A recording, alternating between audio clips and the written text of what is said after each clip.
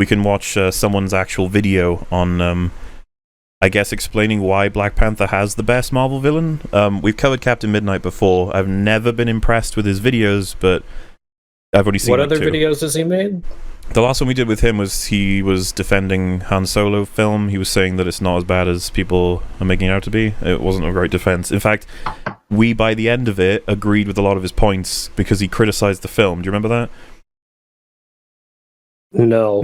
It's like one of the first EFAPs or whatever, but he basically like starts recognizing a bunch of flaws with Solo, and he lists them all in a row. We were just like, yep. Oh, let me see. Was that the one where he like showed a picture of the two guys who were originally going to make Solo, and then Rags made a comment, something to the effect of, "This looks like a younger version of me," or something? Can't remember. Is that the one? Because I can remember every single word that Jared Genesis has ever spoken, but I can't remember what video that you're referencing. I mean, I don't know if that's indicative of the video, but we may as well just give this one a shot because I haven't actually seen this video yet, but we nearly watched this a couple of times just because I've always wanted to see a video explaining how Killmonger's awesome. But here we go, I guess. Ooh.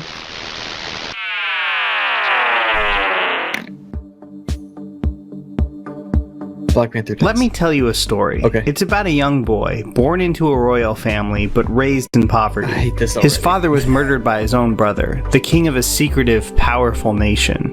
After being left behind, he was trained as a great warrior, vowing that one day he would return to his homeland, destroy the evil king that brutally killed his father, and become king himself. Finally letting the rest of the world share in the wealth and life-changing technology that his uncle's family... Wow. Okay. That's a really nice way of putting kill the entire world and take over. Look at the way he's done this. It's like a little Halo. He's a good guy. He's just searching for justice. The way I like the generalization, right? So it's like he was left behind after the evil king killed his dad, sort of thing.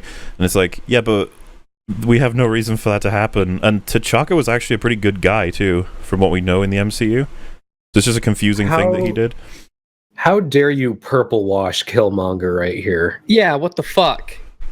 I think he might have drawn these things himself. It's a nice little style. Come on, where's his stupid little candle hair? Here's the thing. You can take any character, be they a villain or a hero, and reduce them to the most basic possible explanation of their character, and say that in general it's good. Well, let's do it. But their depiction is everything. I'll see how long it takes for you guys to see who I'm talking about. But it was let's say an old warrior who had seen Judy Garland. who had seen the stagnation of his government and sought to overthrow a league of assassins who were actively destroying his beloved civilization. After an attempt at murdering, they attempted to assassinate him once they found out he was trying to bring positivity to his people, and thus he was able to. They failed, and he was able to counterattack and erase them from history, and thus start his beautiful civilization in exchange. Bilbo Baggins? No. I mean, I was trying to remain vague, but maybe someone in chat's already guessed it. A lot of people have. Yeah. That would be Palpatine. It's okay. You can describe anybody, as Rags just said. Like, I mean, people are stressing Hitler. I think what I said probably applies. But yeah, if we just leave out certain bits, it does sound like a nice little story, doesn't it? Like, yeah. Again, if you just talk about the general, then Sheev did nothing wrong. Sheev did nothing. Such a strange first name, isn't it? Sheev Palpatine had greedily kept secret. This doesn't sound like the story of a villain. Far from it. No, it doesn't sound like the story of a villain because of the way you just described it. Because you took out a whole lot of valuable context. You missed the bit where he threatened to kill children. But he is the villain. Black Panther. In fact, this has the structure of a classic hero's journey. The poor orphaned boy going on an adventure to defeat a murder. Going on an adventure to kill children. You can't leave that bit out. I'm sorry, this is ridiculous. Murderous ruler kind of a with big ancient deal. mystical powers. Do you know, I genuinely think that they fucked up when they put that line in Black Panther. They should have had him say a speech without mentioning kids.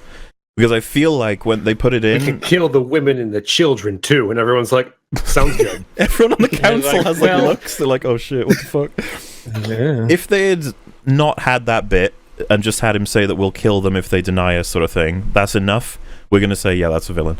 You don't need to be like, by the way, kids too. It's like, oh, all right. That's what George Lucas did. Maybe we Yeah. should rethink our Women and the children too.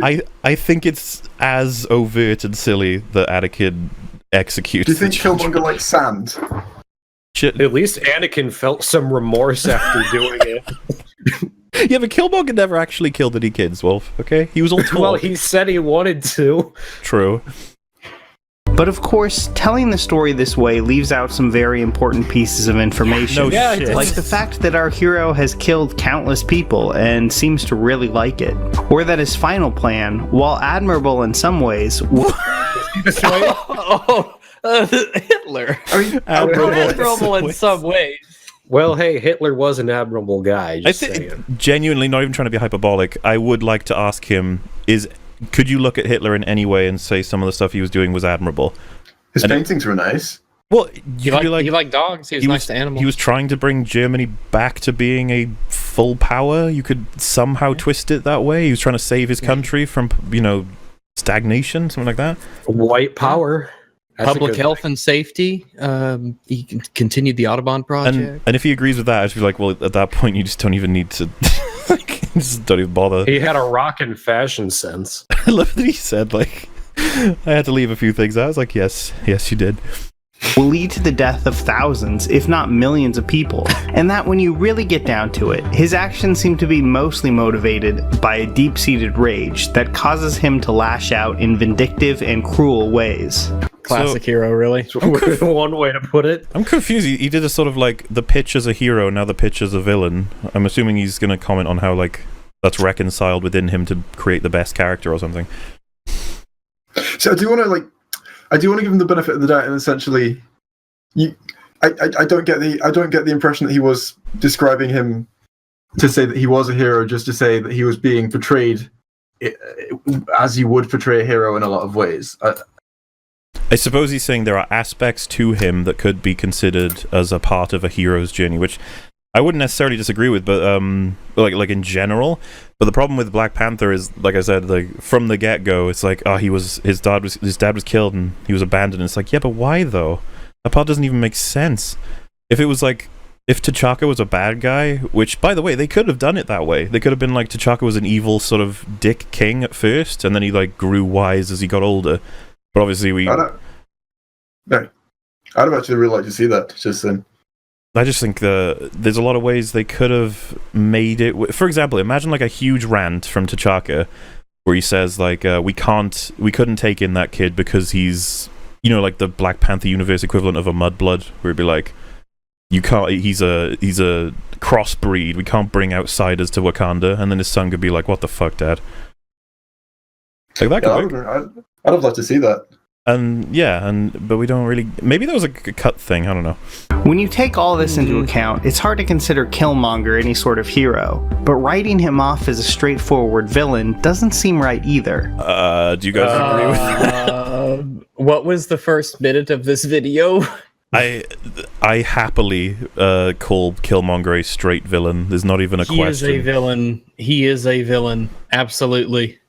The guy has his intention is to take over the world via killing several people, including children. Remember when he poisoned the museum lady who did absolutely nothing just because she was there? Remember when That's what a good guy does. Remember when he killed Forrest Whitaker? But his motivations. Yeah, well, the road to hell. Yeah, remember when he And killed his girlfriend just because she got unlucky? What do you think of that, Jay? They have a scene to show the girl, and she kisses him, and he's like, yeah. And then the next scene we see her, he ends up shooting her through the head, I believe. No, through the chest, which is weird because she just dies instantly. Yeah. I mean, Heart shot. yeah. I mean, I personally don't think I would do that. No, I mean, from a filmmaking standpoint, what were they going for with that? I never understood it. I was like, okay, so she doesn't even have a line of dialogue from what I remember, or she might do, but it's like, oh, he has a girlfriend. You're like, oh, okay. And then he kills her, and you're like, oh, is he like really evil? Is that what they're going for?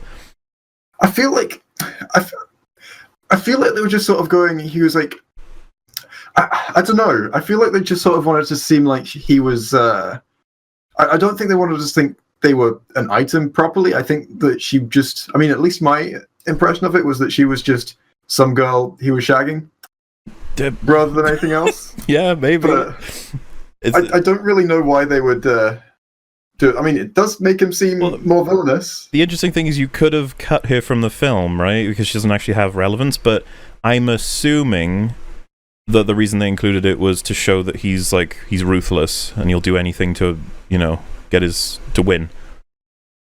Yeah, I mean, the line about killing children does that as well. Exactly, yeah.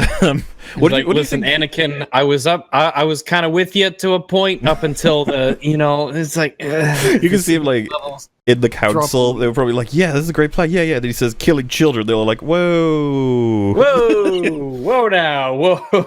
There's a line that has been crossed. Oh. But yeah. Someone described him shooting his girlfriend as the easiest breakup ever. No strings attached. He was a good person. He just wanted a nice, quick, clean breakup. It's true. Wasn't very clean. What did you think of killing Klaue in general, by the way, as a writing choice? Like the character, I mean? Because I quite like Klaue. And I was like, why did they get rid of Klaue? Wah. I think I just like Andy Serkis. I'm going to miss Klaue. It felt weird that I feel like he was introduced in what was essentially the biggest stepping stone film in the MCU, being Age of Ultron, only to basically be in about half an hour at most of Black Panther and then die. It was like, oh, that was all he was I feel like, for me, it did raise the stakes because he was a character I do care about, and him dying was like, oh shit, people I care about are dying in this film, and it made me more invested in it. But I wish they had done it. I mean, this is way too controversial considering how the film runs, but I'd just be like, I would have preferred it if he was the bad guy, to be honest, overall. But there's another question that gets raised, and I don't think I forgot to have it in my video. Klaue is like a trillionaire. What is he doing with vibranium? What's he up to? He just wants more money. Yeah, I mean, that's the kind of merc he is, just that he could never have enough money. I could totally believe that he does this for fun or whatever, but I feel like they just leave that detail out. They don't reconcile it. Like, you could just have a henchman being like, Klaue, you're rich. What are you doing? And then he's like, I don't do this for the money. You'd be like, oh, cool. He needs some money to promo his mixtape. Oh, right, yeah. That just reminds me of how my favorite part of the film probably is Bilbo and Klaue. Those two, I just like them in the film. I find them entertaining. I think they're both great actors. It was just like, yeah, that was fun. For the brief time they're there. At least I got the entertainment value of just thinking that Gollum and Bilbo accidentally wound up in this universe. Well, people are looking forward to when Doctor Strange and Bilbo meet up because of the Sherlock connection, but, I mean... Oh, wait, and Lord of the Rings, or The Hobbit, sorry, isn't it? Because of Benedict Cumberbatch played... Oh, yeah. We got you that can too. make a reference like, I'm fire. Exactly. Something. It'll be great. I don't know. Did you see the, in Infinity War... Someone posted a tweet saying something like they had a missed opportunity to have someone say no shit Sherlock in front of both Robert Downey Jr. and Benedict Cumberbatch because they both played Sherlock, and Benedict Cumberbatch like responded to the tweet saying there's a reason they didn't have that, it's because it's awful. Something like that. It's like, oh man, it must suck to have gotten that from Benedict Cumberbatch. So anyway, would have been funny though. It's part of what makes him the most compelling antagonist in MCU history, in my opinion. He doesn't just give T'Challa a conflict to overcome, he also makes him question everything about his family, his position, and his country. That makes... Well, it makes his dad look like an idiot. I don't think I could go that far. I'd be like, what? Why couldn't he just cite something that would make a bit more sense there? Because like, he makes him question himself about everything. It's like, well, not really. He just highlights the fact that his dad did a thing for some reason, and we never really find out why. And then afterwards, T'Challa does change his. Oh, he does. He wants to do the whole policy thing, but I'm not sure if What would you say is the reason that he did that? Because I would cite the girlfriend before Killmonger. I mean, I definitely think that at least the film wants you to think that Killmonger had a hand in it. Sure. But he's like a monster. He's like horrifying monster. I like to think that basically T'Challa went, oh, these are some alright ideas. Maybe if we don't kill children, like, you know, you're taking it a bit We're gonna take your ideas, Killmonger. We're gonna cut a couple of things, just a couple of bullet points. We're just gonna trim the details, really. He's like in a room with them. They're both wearing glasses. They have a clipboard. He's like, so killing children. Can we knock that off the list? And he's like, no. And you're like, okay. Maybe not all kids. He's like, no, all of them. You're like, oh man, you're not being reasonable. Half the kids. It's like, it's a start. It's a start. We got to have a little intervention here. Killmonger killing kids He is walks probably into his, not the living best room. idea. Everyone's there. Do you remember? We need to talk about you killing children. Do you remember how he says that we can save you, and then he's like, what? So I could be in a prison? I remember being like, dude, take that opportunity. You might be able to get out again. You know, like Killmonger's like, you may as well just let me die because I can't be asked to be your prisoner forever. And it's like, no, just pretend like you're reformed. Be like, yeah, dude, I want to help you with your new plan. Yeah, woohoo. I totally buy though that he would be the kind of person who's like, oh yeah, I'm dying for my beliefs. Like, yeah. I was just saying, I'm not saying it's a problem. I'm just saying that's what I would have done. I'd have been like, sure, I'll go in your prison. That's fine. He could have escaped her in the I only alien. regret that there are children left unkilled. And like a week later, you get visited by T'Challa, and he's like, hey, man. You're like, hey, man, I was thinking killing kids is just the wrongest thing to do. That is so bad. No one should ever do that, you know? And he's like, mm-hmm. You're like, so can I come out right now? like that's all that you had a problem with before, right? Makes him not just a fun Marvel villain, but a fantastic, complex character in general. I applaud your cleverness, Mrs. Richards. But even when a panther cannot hear his victim... What the fuck? What? Okay, I guess that's fine. Okay. I do not like this animation look. It is... Always did. Now, I can see a lot Hey, of good people villain. taking the title of this video as an attack on Loki, who many consider to be the best MC. I'd go with Thanos at this point. I'd go with Thanos, yeah. I'm with Thanos. Thanos What is about the consistent two- with his own internal logic. In fairness, was this video made before or after Infinity Good War? question. Why Black Panther Captain? Let's see if... Oh. Because I'll give him leeway if that's the case. Captain Midnight. I would still think it's arguable that I would understand if someone said that he preferred Loki to Thanos. I mean, I wouldn't agree, but I'd be like, Oh yeah, that's right. well, see, my problem with... I don't really have a problem with Loki, I just don't find him as interesting. I feel like it's Tom Hiddleston rather than Loki, to be honest. I just enjoy him, while with Thanos, there's a lot for my brain to chew on with Thanos, if that makes any sense at all. Yeah. February 28th, so when did Infinity War come out? That was in May, right? Or April? War release. Oh yeah, so this is 2 months before, so that's fair. Okay, so we'll give him credit for leeway for that. Yeah, absolutely. I can see... Yeah, who have you even got to cite for good villains in the MCU outside of...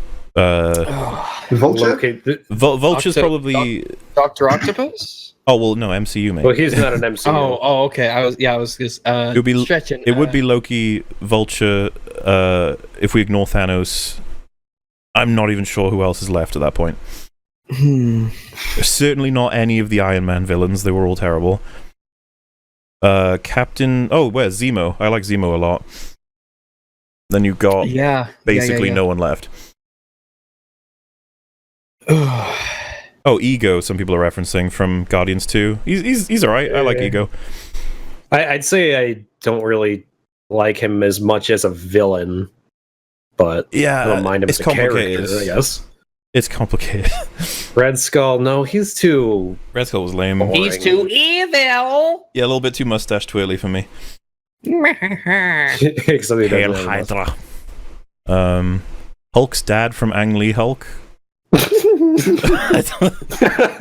Oh, that was Chris Christopherson, right? Oh no, Nick Nolte, I believe. It was one of those two. Can't remember who, but I think it was Nick Nolte in the Ang Lee Hulk. Fisk from the Daredevil show. I mean, that's... I don't know if we Winter count the Soldier? shows. I I liked Winter Soldier. I just didn't think he was overly... He's just like a I don't sentinel, think- really, isn't he? Well, that I don't really think he's much of a villain. He's more of a victim, to be honest. Yeah, He's sort of The he's villain. a tool more than anything, really, for the villains. I really like him as a character. I don't think I wouldn't count him as a villain, though. I'm sorry, I can't consider Ultron. I thought that Ultron was kind of poop. And that's the thing, I love James Spader's voice, and I like the ideas involved with Ultron, but man, was he goofy. And He was oddly goofy for what was supposed to be like. I wish he was more mechanically precise, really played the AI angle a bit more. He makes so many damn almost jokes. like a Borg or something, Yeah, for a character that wanted to literally destroy the planet, every time he came up on screen, I was like, this does not strike me as the kind of character that would destroy a planet. He's like a jokey kind of dude, and I don't know, it just didn't work for me. I remember thinking from the trailer that he was going to be extremely creepy, like very definitive in every action he takes, and single-minded in a goal, but also has information. Like, I love the idea that he was the anti-Iron Man. He was like just as intelligent, but had a different solution to the world's problems. Like Iron Man's like, we need to wrap a suit of armor around the world, and he's like, well, if we just kill all of the people that are a threat to everybody, or some kind of twisted logic like that. I also like the idea because there was a video that brought it up. It was like it would have been cool to have twisted Ultron's goals to have been in favor of defending the Earth against Thanos. Like that was his ultimate plan because he knew Thanos was coming or something like that. And that he was like, we're going to get rid of all the humans and redo them all with bots instead, because they'll be much better as a defense against Thanos. And you just be like, they could have had a few drops of clues in Ultron, but the problem is, I don't think they had any idea what Infinity War was going to be when they were writing Age of Ultron, so they plan a little bit ahead, but not completely. But overall, yeah, Loki's cool. I like Loki. Don't mean it to be. Tom Hiddleston is great as Loki, and I'd probably rank him as one of the best characters in the entire MCU. But, for me at least, Loki works best when he's not the villainous lead, but a supporting character. He was my favorite part of the Dark World, and one of my favorite parts of Ragnarok for a reason. That's the type Probably of the only good part of the Dark World. I really like the Dark World. Wait, what? I just thought it was. I just thought it was kind of fun to watch people fighting. Oh. It's okay, Rags. It's considered one of the worst, if not the worst. I don't actually have a lot of arguments for it because I can never remember what happens in that film. It's like I just like people fighting. I just remember watching it in theaters, and just like half the theater burst out laughing when like the fucking stupid elves fly in their spaceship, and then God, what's his name? Idris Elba like runs across the bridge in the goofiest way ever to stab the ship and climb on it. Mm-hmm. It was hilarious. Didn't you hate the whole like the references to Norse mythology as well? I remember us talking about that before. Oh God, yeah. It kind of spit in. Well, all the Thor movies kind of spit in the face of the actual Norse mythology. It kind of got ridiculous in that movie. Not to make a tangent, we'll do this as quickly as we can, but how are you finding that aspect of God of War 4? Well, yeah. The same thing with... Well, the thing is that, at least from, like, the first 3 God of War games, like, they kind of spit in the face of Greek mythology in a lot of places, too. Oh, God, yeah. It's a complete mess. They're just like, this stuff happens here and here. We'll take random things. It does the same thing with God of War 4. But I can ignore it because, I mean, if we're talking about a Greek god in a Norse world, which would not ever work, so I can kind of be like, okay, I'll just play with it. People would say Rags calls himself a movie reviewer, which I don't. Wait, what? While liking Thor because he likes people fight. Yeah, I like the. I didn't say it was good. I just said I liked it because I like the effects. It's okay, chat. Put your guns down. All Rags said was that he thought it was fun. I thought it was a fun movie to watch because like elves fighting Greek people or Thor people, Norse people. I remember seeing Dark World and Iron Man 3 somewhat like together-ish, or at least within a certain amount of time, and I remember thinking like, yeah, I'm pretty much done with the MCU. That was like my low point, and I can't remember. Someone said Rags is not a movie reviewer, he's a handler, get it right. Yeah, that's right. Oh wait, yeah, remember Jared Genesis? Oh yeah. Fuck, I completely forgot about that. Like that's the thing with like me and movies. I am much more predisposed to like movies than not like them. Yeah, but Like, it doesn't stop you from talking about the mechanics in them. Yeah, like that's why when I watched Thor: The Dark World, I was like, oh, stuff's always happening. Like things are constantly going on. Like the effects and some of the weapons were really cool. Like the black hole grenades, I thought were really neat. You know, it's stuff like that. I was like, oh, good stuff happening. Things. That's just why I liked it.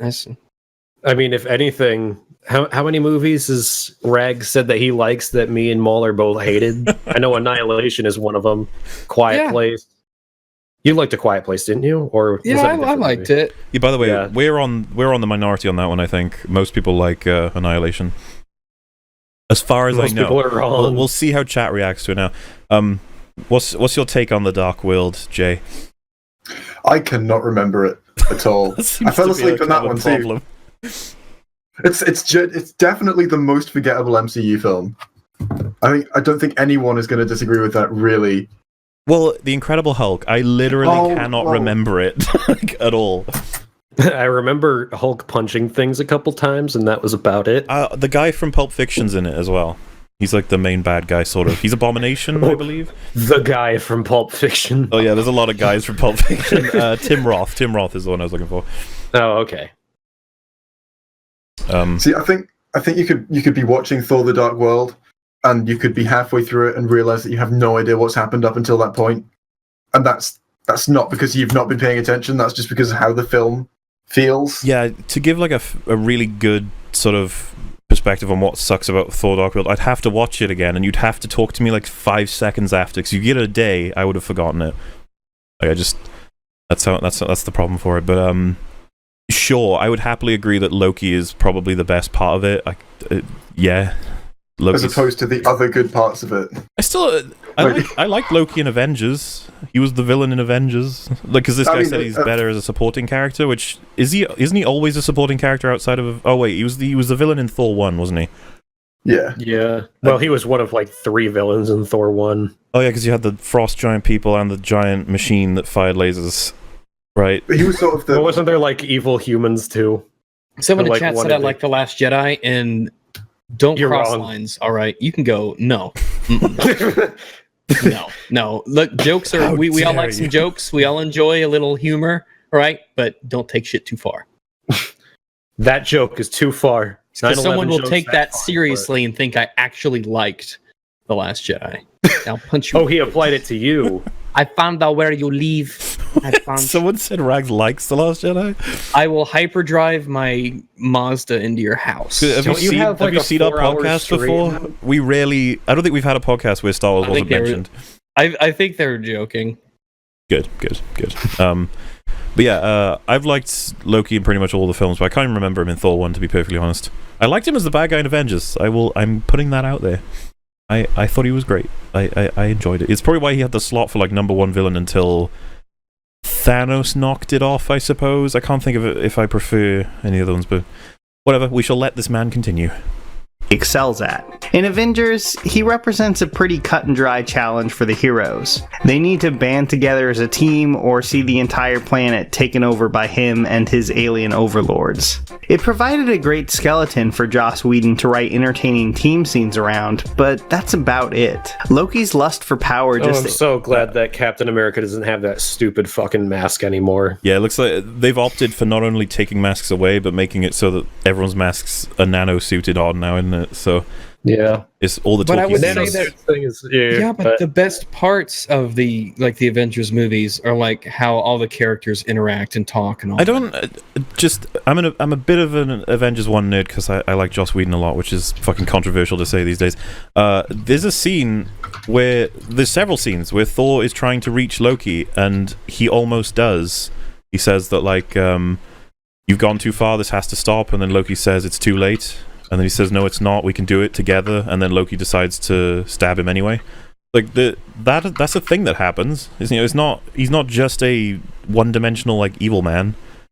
And he deliberately lets himself get caught. He fucks with the characters quite a bit. Like I feel like he's selling him a bit short in Avengers 1. That's all. It's my opinion. And then and remember he was in Infinity War too. He was for a little bit. isn't explored with that much depth within the film itself. This isn't the case with Killmonger. The conflict he presents to the rest of the cast goes far beyond he wants power and is willing to kill to take it. It makes them... What? No, it doesn't. Does it do that? That's his whole thing. I mean, I guess it does in the sense that he's like, I want power, but I also want to kill all the children. That's how he's layered. I just want to play that. So I suppose it could be him saying he wants power for other people instead of just himself.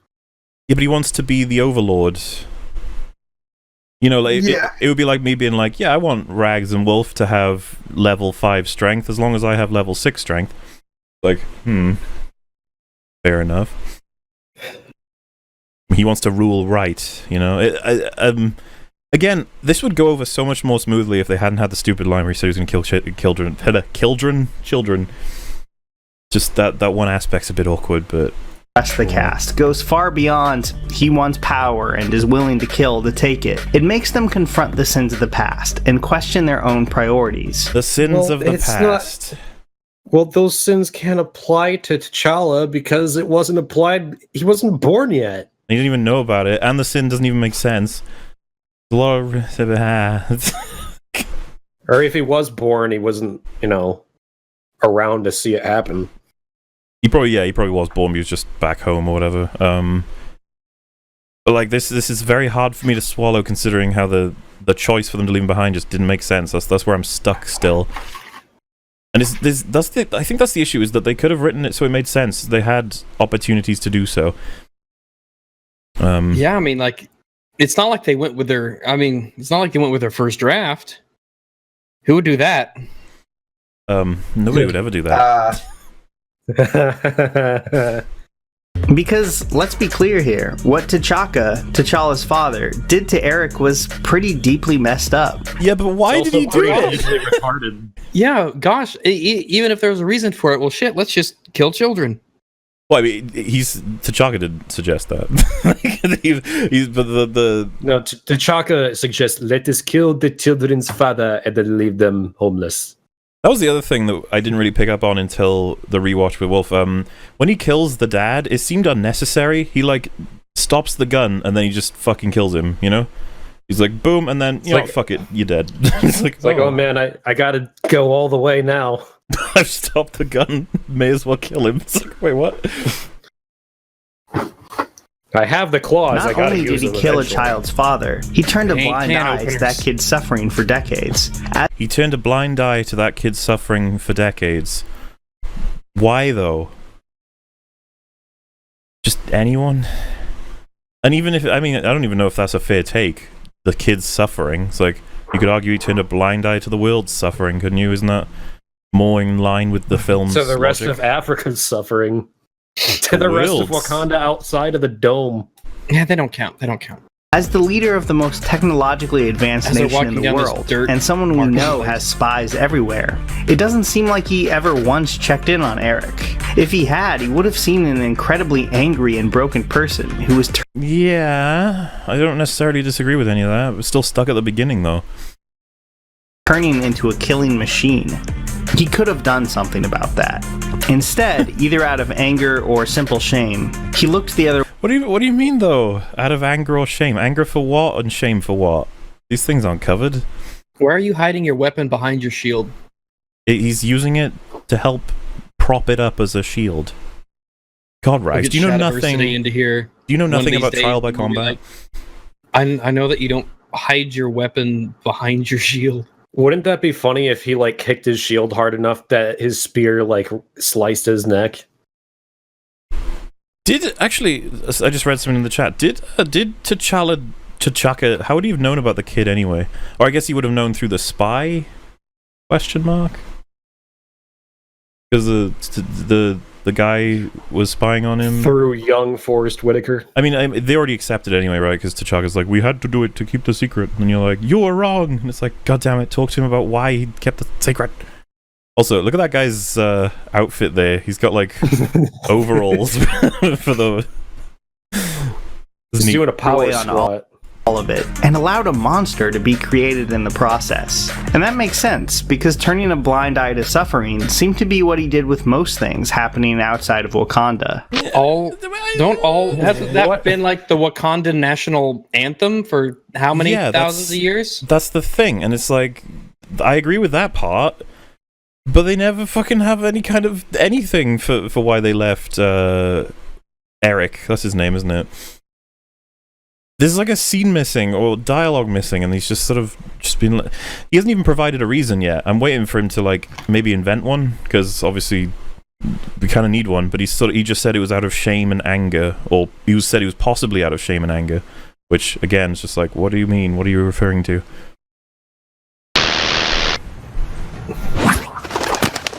This is relevant.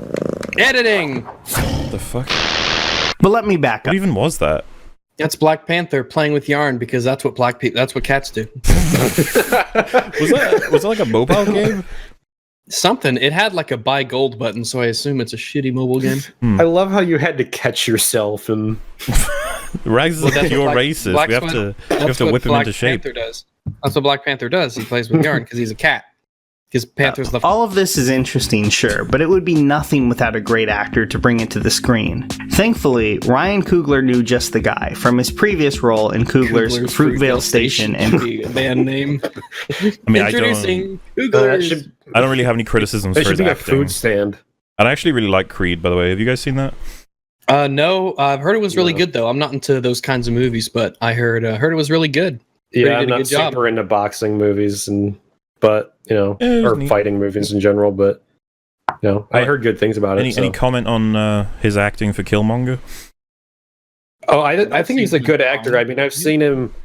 I mean, the movie's horrendous, but Fahrenheit 451, despite that movie just being a slap in the face to the book, he did pretty well in there.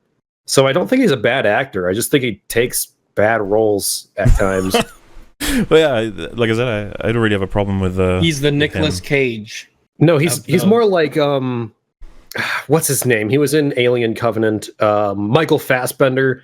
He's a really good actor that takes so many bad movies. Oh yeah, he was in Assassin's Creed. Yeah, I forgot about that. Remember X-Men that Annihilation, Snowman. Oh fuck yeah, he was in that too. Jesus. He's in. I know Michael Fassbender is a great actor who has like the worst agent ever. He's been in like 2 good movies. Well, let's see if we role disagree as with Wallace Like on The 30 Wire as a bad teenager. Michael B. Jordan has always been great at roles where there's a lot going on just under the surface. With Wallace, it was his childish innocence. He's good at playing roles that have stuff going on under the surface, even though I would argue that Killmonger is extremely blatant about his motivations. I'm pretty sure he describes them throughout the film, but hey, not knocking this guy. I would want some clarification on what he means by there's a lot going on under the surface. Like with the character or with the scene or with... Probably the character in terms of his motivation. He's secretly white under all that black skin. Well, if that is a rude, what you just said. How dare you? To be fair. Oh, it's a rude. Okay. We all are black on the inside. Technically, we all... isn't that how that would have... We all would have had black ancestors on Pangea, right? Oh wait, was that before humans? Well, that was before humans. That was a good... It was way... a few million years. That was that is... we all came from one continent, was my point, sorry.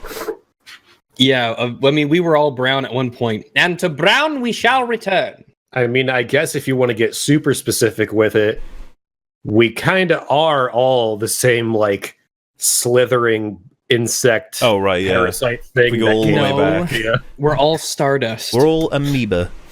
No, we're all descendants of Adam and Eve because 6,000 years ago, God made people in the Garden of Eden. Rag, shut up! The truth will set you free. Viewers knew no matter how tough he tried to act, this was a fundamentally decent little kid playing at being a drug dealer. With Creed, it was insecurity. Okay, this is weird. He's trying. So obviously, the intention here is to run a thread through through the character on The Wire, Creed, and Killmonger. I'm more interested in how he's going to try and assess that Killmonger has stuff going on under the surface, as opposed to being. Like, I'm not crazy here, right? Like, Killmonger was very overt. Yeah, I reckon he's just going to leave that hanging. He never really gave the idea of internal conflict or anything like that. Wolf, you'll take on this. I'm just trying to get over the fact that he was like, this kid played a great drug dealer. No, like, that's straw matting. Okay. He said he played a great kid thinking he was a drug dealer. You're the worst. He played a lot of the nervousness and anxiety of being in his legendary father's shadow. In Fantastic Four, he... Oh God. Oh no, you don't know what. You don't want to. Oh, He dear. was in that movie. He was. I forgot that movie was a thing. It's usually like someone has to bring it up for me to even remember it. This looks like the cover of a Spy Kids movie. Fantastic, I believe, is what everyone calls this. Why is he referencing Fantastic Four? This Because- is not the kind of movie you want to reference in a good light. He's got very few films to choose from, I imagine. He wants... Like, am I crazy? I'm not even trying to be like conspiracy theory here. He wants to just prove that he plays complex characters, so he's just applying it to any film he could find that he's in. Let me see what... Oh god, he was in that horrible Red Tails movie too. Man, he's in a lot of bad You movies. didn't like that movie because you're racist. Exactly. No, That's why you didn't like Black Panther 2. And forced. All right. How come every movie where Michael B. Jordan plays a black character you don't like? He plays a black character. Look, it's nothing against that. It's just, I think he's a better Asian character, personally. Anyway. He's Blasian. let's just not talk about Fantastic Oh, Four. okay. Oh, there you go. okay. High five. You brought it up. High five, dude. Okay, yeah. Anyway, in Black Panther, what he's playing boiling just under the surface in almost every scene is rage, and a lot of it. One thing that really comes subtle. When he strangles the old lady. It doesn't seem like he's containing that rage very well. The subtlety of the rage beneath the surface as he strangles people. Rage beneath. He does a lot of shouting. He makes a lot of statements about how evil the people he's trying to take down are. Yeah, but under the surface, there's even more rage. He gets even worse. He's even... Cypher rage. That is After Earth. I'm sad that I know that. You know know it it because too. it's just the stupidest fucking name Cypher ever made. Rage. Tonight, sit down. Tonight. Tonight. mind is when he gets buried in the sand and takes a trip to the spirit realm. For T'Challa, You just have to say that as if it just makes sense. In the spirit realm. Gets buried in sand, all right. visits the spirit realm, be like, yep. Yeah, one thing that really comes to mind Disagree. is when he gets buried in the sand and takes a trip to the spirit realm. For T'Challa, this was a very sacred, very peaceful process where he gained encouragement from He had a whole fucking shout out with his dad in the peaceful realm, if you remember. He's like, you were wrong, you bastard, you piece of shit. Why the fuck did you do what you did? His dad was like, oh shit, you're embarrassing me in front of the other Panthers, dude. Hold your shirt up. The Panthers in the trees are like, should we go? This is really awkward. Oh, that's one thing I do want to bring up. To is it Jay, right? Yep. Hi. Did you notice that there's only like 6 kings? Oh yeah. Wait, does maybe No, there's trees in the background. There's one over there. There's a whole bunch of Panthers on that one. Why? Yeah, Why? in the What's the spirit realm, significance the of these floor is- specific 6? Dude, the camera pads right, and there's just there's hundreds of Panthers all lying there. It's like, like a bush. In the spirit realm, the floor is lava. You see? from past kings. For Eric, not so much. His vision takes him to his childhood apartment, the spirit of his father still lingering there. He reverts to a scared and apartment? angry little kid, and you really start to feel for him.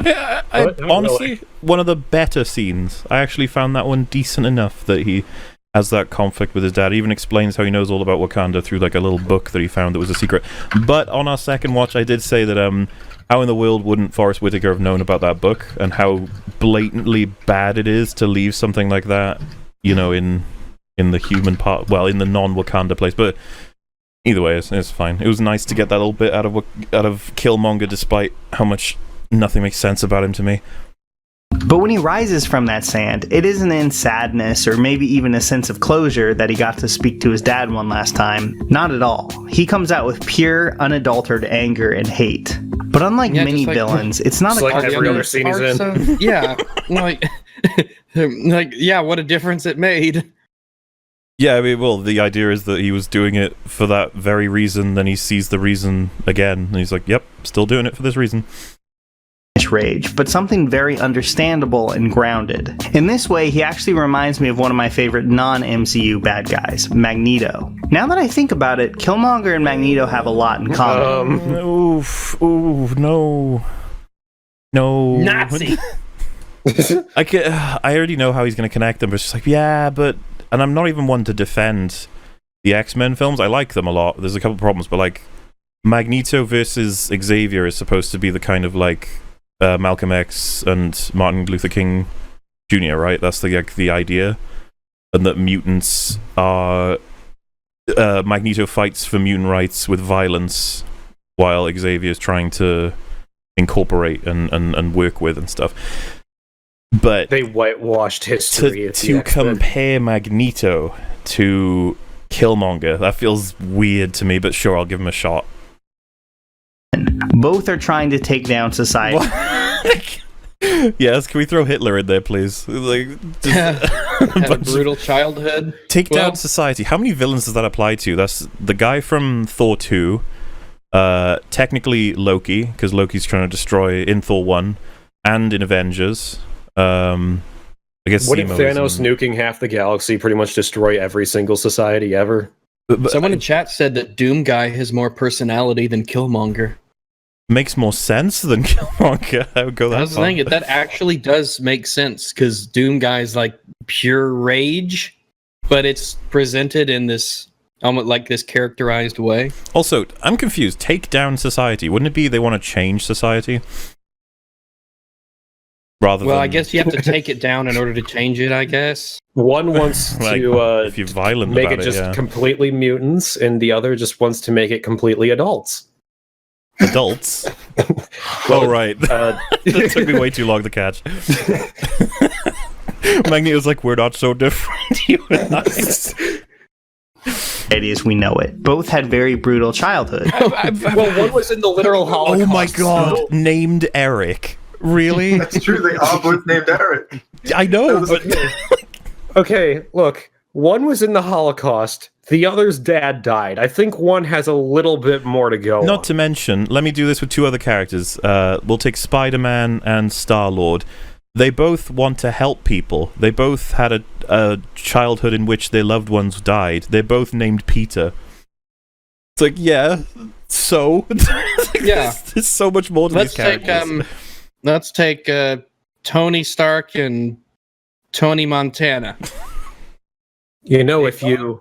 They both have are money. named Tony. If you just replace the they both have second and access to fourth high-powered level, weaponry. if you they just both replace bend the the second rules and to get fourth what they letter, want, it's evil. All right, let's see what else he's got. Both are even named Eric with a K, except not really. Most importantly, though, both have goals that are, in many ways, very sympathetic, and they make some very...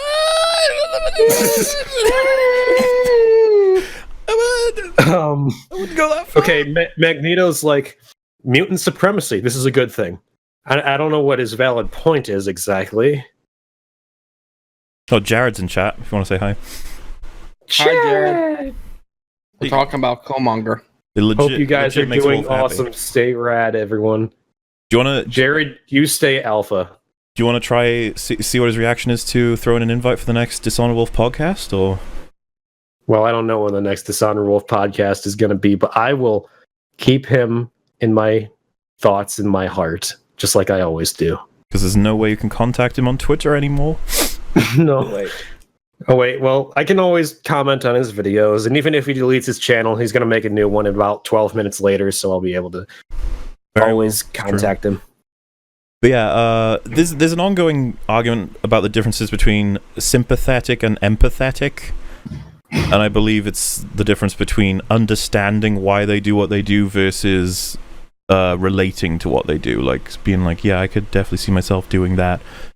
And so if we're going for the whole, like, you can understand Killmonger and Magneto's goals. I'd be like, I can understand Magneto's. His history is being a part of the Holocaust and deciding, fuck it, I'm gonna fight back with violence because that's how they're treating mutants. It's like, okay, cool. And then you got Killmonger, who's like, they killed my dad and they didn't help everyone around the world. They just stuck to themselves. In response, I'm going to get rid of every world leader and kill everyone involved who defies me, including children, until I can rule the world the correct way. It's like, what? I mean, I think his motivations are sympathetic, just not what he decides to do because of his motivations. Did he say goals? Like, yeah, actually maybe. Because correct me if I'm wrong, but Magneto's goal is actually the same as Xavier's. It's just their methods are different. He's like, he wants world peace, and he randomly is like, you know what? I agree with you, Xavier. I'll be a good guy, but then he's not. It's like, that happens several times. He goes from bad guy to good guy to bad guy in every single movie. Do you remember how in Days of Future Past they bring him in to be helping, and then he ends up being the film's villain? Shit. Yeah, they were like, let's break you out of jail, and he's like, thanks, I'm going to be the bad guy now. Oh, fuck, that was a mistake. It's almost like he goes with whatever what he feels is the most realistic ends to what his goal will be. Sure, but like Killmonger's goal is to take over the world. Which is not gonna, that's retarded. Like, you're just a guy. With a K, except not really. Most importantly, though, both have goals that are, in many ways, very sympathetic, and they make some very valid points, but their methods to get to those goals are far too brutal and murderous for our protagonists to get on board. Well, for the audience to get on board. I mean, we can assume he's saying that too, I suppose. That would have been better to phrase it that way, though. It's like as if T'Challa's the only person that has a problem with this. Bill, I don't know, because right after he is sympathetic in many ways, and I'm like,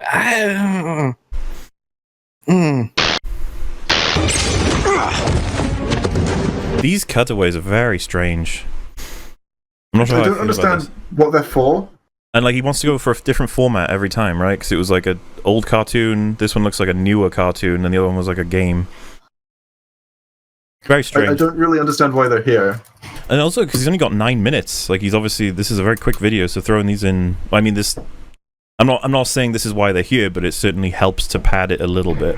Well, you know, he's gonna throw in that BetterHelp.com or something at the end. We'll see. I can't remember if he has sponsors or not, because I remember I've seen 2 videos of his before. You don't have to be lonely at farmersonly.com.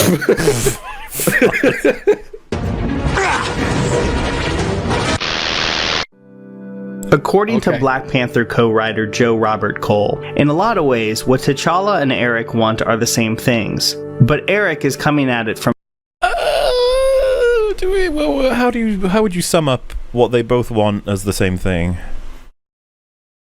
Really, what Hitler wanted wasn't that different from what everyone else wanted. There were just less Jews involved.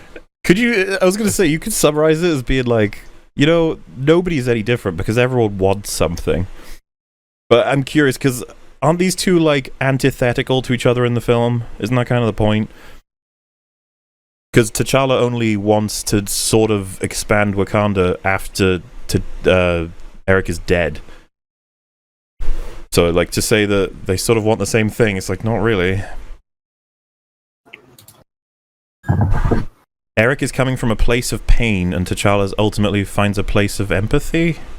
And T'Challa ultimately finds a place of empathy? That's a strange comparison.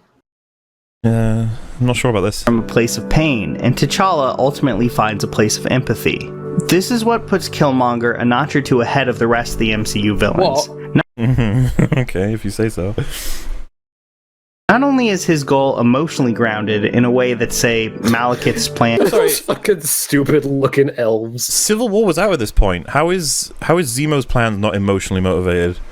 What about Vulture? I'm pretty sure Spider-Man Homecoming was out at this point, too. Why would you... Like, what's the point in going for the bottom of the barrel? Being like, you see, it's better than the fucking Dark Elf. Like, yeah... I can't even remember his name, so, or what, I can't tell you what his plan was. I'm pretty sure he was like, he had some kind of the ether was supposed to do a thing. The red stuff. I'm waiting for anybody to fill in the blanks here because I just can't remember. I think his name was Malekith. Dude, we're trying to figure out what his name is. Well, he just said it. He just said it here. It's Mal. If your name begins with Mal, sorry, you're gonna be a bad guy. That's Malevolence. That's an evil name. well, Yeah, no point comparing it to him. If at least bring in Loki, that would have been a better shot. And to conquer the 9 realms, and Thor the Dark World just wasn't. There's a sense that if T'Chaka had just made a few different choices, Eric and T'Challa could be on the same page. He's just summed up why I don't think it's well written. If he had just made a few different choices, it's like, yeah, I agree. As family. But by the time we meet Killmonger, literally murdering people in the first scene we see him in, he's just too far gone. And there's definitely What? is it?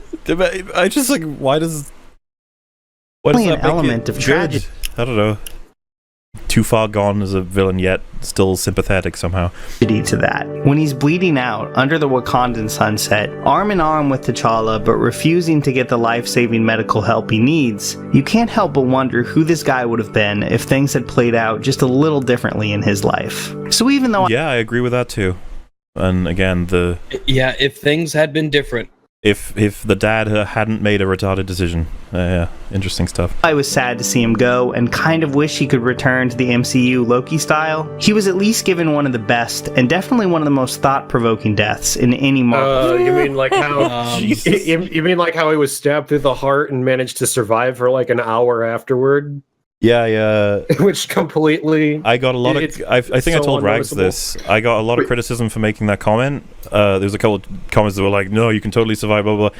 I got a very, very long email from a doctor who said he noticed a lot of people saying that you can survive a knife to the heart for extended periods of time.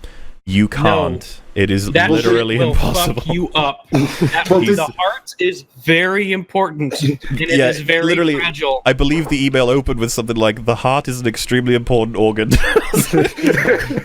Look, man, did, you get stabbed in the heart, you're fucked. What if T'Challa puts one of his balls in it? Oh, That's you know, true. that's a great He point. He could have balled his heart. But yeah, Give him the old heart ball. he said something like, if you a sever lot of balls for that one. if you sever any of the like pipes or tubes or whatever the fuck goes on in the heart in total, you've already pretty much guaranteed yourself a heart attack, like immediately, is what he said. He said you might be able to survive for like a minute at most, but if you even try to move, you will definitely die. And do you remember how far they travel? It's like... They have to walk all the way to the elevator, then walk No, from his- the elevator to the edge of the cliff, and it's like, oh. His heart had vibranium in it. Well, this is the thing. Some people are like, yeah, but he had the super juice. It's like, what do you think that means? Like that the heart healed and then also didn't? I don't hate you, Eric. I just want to put my balls in your heart. It's an emotional scene. Film. One of the most common criticisms of MCU villains is that their powers are a lazy mirror of the heroes. This I goes agree. all the way back to Obadiah Stane in the first Iron Man, who basically Yeah, I mean, I don't know how you guys feel about this, but like, I really liked Obadiah Stane up until he got into his suit, and then he became a really retarded villain. It was like, what the hell is your plan? Do you remember his like his I'm goal? gonna be honest, I thought he said opening scene, and I was like, this isn't the opening. No. But he's also right about like mirror enemies as well. I agree with that, but they took the criticism to heart. Okay? And as of if you took all of the villains from 2000, I want to say 15 and onwards, the MCU is doing really well. Well, except for Killmonger. Like completely opposite to this guy in that assessment, I think. becomes Iron Man, but bigger. And when the trailer for Black Panther Why dropped, wouldn't you throw more examples in there? That could have been fun. You could be like, oh, and this one is just Thor, but well, Loki's the enemy to Thor. It's not really Thor, but bigger, is it? Then you got Captain America fights Red Skull, which isn't exactly Captain America, but bigger. Then you got Hulk, who fights a slightly different colored Hulk. Yeah, that's a good example of he just fights bigger Hulk. You could have done that. I remember hearing those criticisms again. And it's true. In the third act, T'Challa's fighting bigger T'Challa in this film. This screenshot sums it up. He's fighting bumpier T'Challa. Killmonger does get a suit almost exactly like T'Challa's, but it works better here, because in this movie, that's actually kind of the point. What? Oh. So why isn't it the point in Iron Man? Actually, I'm sorry. I want to hear your take on this when I make my point, Jay. But isn't the point in Iron Man that he actually makes it blatant himself? He says, "Tony, in your attempt to stop the proliferation of your weapons, you've given the world its biggest one." And like the idea that Tony's working throughout the film to stop people from using his weapons to destroy shit, and then Obadiah Stane is using what is his newest and most powerful weapon against him. Wouldn't that be considered a part of the film? Yeah, I can. Yeah, actually, no, I do think it is sort of the. It does make sense in Iron Man for it to be the way it is. Like, I'm not even a fan, but I think it makes sense from the film's point of view. I don't think it makes like a very interesting fight, but I think narratively it makes good sense. And like, I don't know about how you feel on this, but the fight between the two Black Panthers in this film was My least favorite part. It's I don't even know where to begin. Like the CGI, man. Ooh, PlayStation. PlayStation cuts. The rhinos. Oh god, everybody hated the Rhino CGI. It's just rushed. That's all it was. And it's unfortunate because you could probably guarantee that the people behind it had the talent to make something better, but they were told you have like 1 week to make rhinos, and they were like, "What? Make the rhino now." Eyes of the Wakandan people.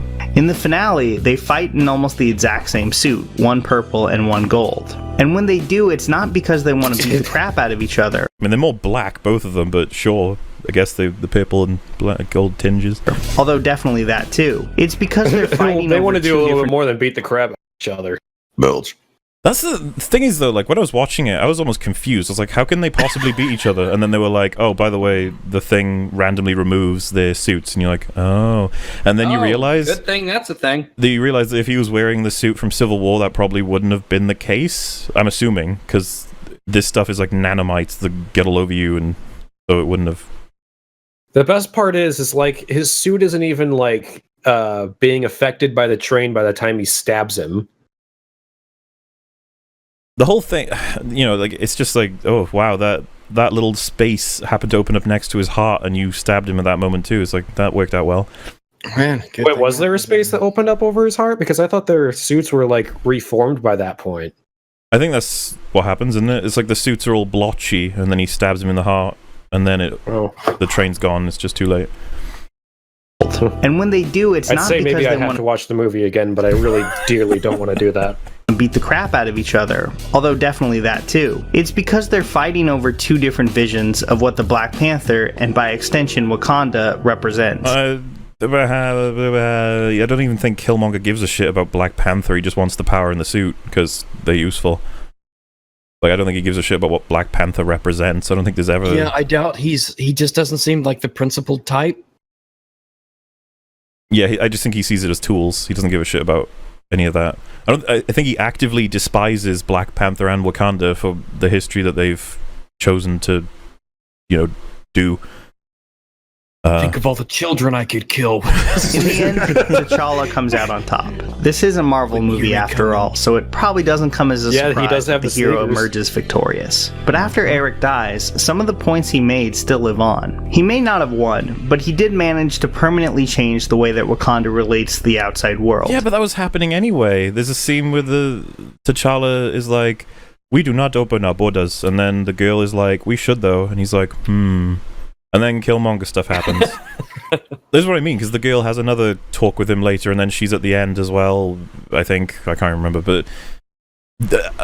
I will concede that Killmonger probably got T'Challa to agree to it, but I think it's more motivated by the fact that his dad did the crazy, stupid thing originally. That's what made T'Challa be like, okay, we are kind of evil.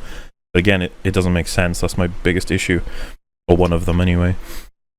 So in the end, even though I could never consider Killmonger any sort of great hero, like he is the guy willing to kill his girlfriend at the drop of a hat. Why would you call him a hero in general, much less a great one? Well, yeah. He did say that he couldn't, and then he referenced the fact that he just murdered his girlfriend randomly, and I'm just sitting here like, yeah, man, this is why I could never consider him a good guy.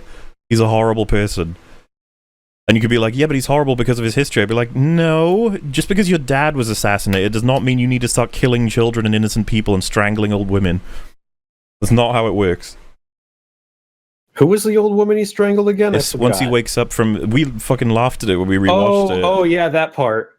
He's like, bit it all. She's like, we can't do that. He just goes, blah, and she's like, blah, blah, blah. It's like, what the fuck are you doing? Why are you strangling? Only I get the grape juice now. It's hard to deny that he had a positive impact on T'Challa. There's enough shade he had a positive impact in the same way that Thanos had a positive impact on the universe. He brought us together. The elevate same way him that far Hitler had a above the positive usual impact on the Jews. To kill his girlfriend at the drop of a hat. It's hard to deny that he had a positive impact on T'Challa. There's enough shades of gray to him to elevate him far above the usual comic book villain. That makes him not just my favorite character in the Black Panther, but my favorite villain in the entire MCU. But you said he's the best villain. You said why Black Panther has Marvel is... Wait, what? Why Black Panther has Marvel's... Oh, right, I was confused by that title for a second there. But you see what he did? He's made a statement of fact in the title, and then in the video he was like, in my opinion. It's different. It is different. Maybe because at you the get end, the click with the title, because we assume, he's going to argue like objectively why it's true. And then at the end he's like, by the way, this is just my opinion. You're like, ugh. Here's how he compares to this one and this one and this one. Because as we all know, get guys, ready for the 20-second ad. If you say in my opinion, it means you cannot be criticized. That's how that works.